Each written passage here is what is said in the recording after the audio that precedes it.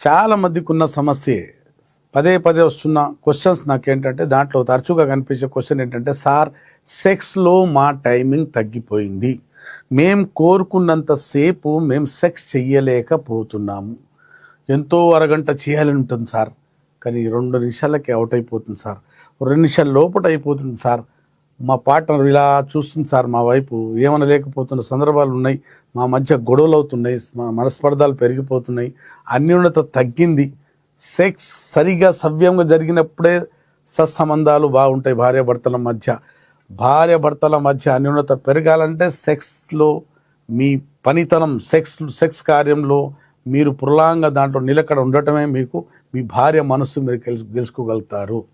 లేకుంటే కొన్ని సమస్యలు తప్పవు. ఈ సమస్య మీకు ఒక్కరు కాదండి, 100లో 70-75% మందికి వీర్యస్ఖలనం తొందరగా అయిపోతుంది. సెక్స్ మొదలు పెట్టంగానే వీర్యం బయటకు రావడం జరుగుతుంది. ఎగ్జాంపుల్ చెప్తానండి, వినండి. ఇప్పుడు మనకు మూత్రం వస్తున్నా ఆపుకుంటాం, మనకు మలం వస్తున్నా మోషన్ వస్తున్నా ఆపుకుంటాం, మనకు వీర్యం సెక్స్ చేసేటప్పుడు వీర్యం వెళ్ళిపోతున్నప్పుడు మనం ఆపుకోలేము.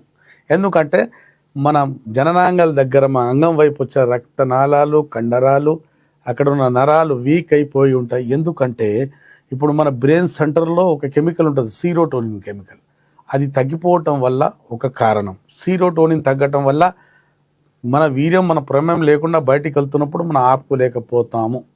2 కారణం ఏంటంటే, మనం చిన్నప్పుడు తెలిసి తెలియని వయసుల్లో టీనేజ్లో హస్తప్రయోగం మొదలు పెడతాం. ఎవడు చూడకుండా తొందరగా ఉల్లాసం పొందుదాము, ఎవరు వస్తారేమో భయంతో బాత్రూంలో కూర్చొని లేకుంటే ఏకాంతంలో కూర్చొని తొందర ఏం చేస్తాం, వీర్యం బయటికి తీసేసే అలవాటు బ్రెయిన్కి వేసేస్తాం.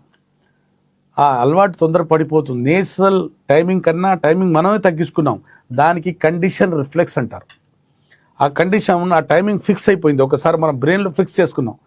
రేపు పెళ్ళయ్యాక కూడా తొందర బ్రెయిన్ నుంచి తొందర సంకేతాలు వెళ్ళిపోతాయి, తొందర బయటికి వీర్యం రావడం జరుగుతుంది. మొదట్లో మన టైం ఫిక్స్ చేసుకున్నాం, మన క్లాక్ ఫిక్స్ చేసుకున్నాం, అలారం ఫిక్స్ చేసుకుంటాం కదా, అలాగే తొందరగా వీర్యం బయటికి తీసే క్లాక్ బ్రెయిన్లో ఫిక్స్ అయిపోయింది. ఎప్పుడు సెక్స్ మొదలు పెట్టినా వీర్యం తొందరగా వస్తుంది. 1 అలవాటు అయిపోయింది, 2వది సీరోటోనిన్ అయిపోయింది, 3వది పెనిస్ సెన్సిటివ్గా మారింది. ఇక్కడ ఈ మొండ ఉంది కదా అంగం హెడ్ కూడా చాలా సెన్సిటివ్గా మారింది.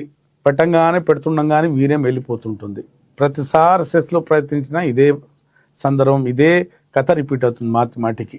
4వది ఏంటంటే యూరిన్లో infection, UTI urine tract infection, ప్రాస్టేట్లో ఏమైనా ఇన్ఫెక్షన్, సెమినల్ వెజికల్స్లో ఏమైనా ఇన్ఫెక్షన్ ఉండి ఉన్నా కూడా వీర్యం తొందరగా బయటికి వెళ్తుంది. అలాగే వీర్యం పల్చగా అయిపోయింది అనుకో, చిక్కదనం ఉండాలి, దానికి కూడా వీర్యం విస్కాసిటీ నార్మల్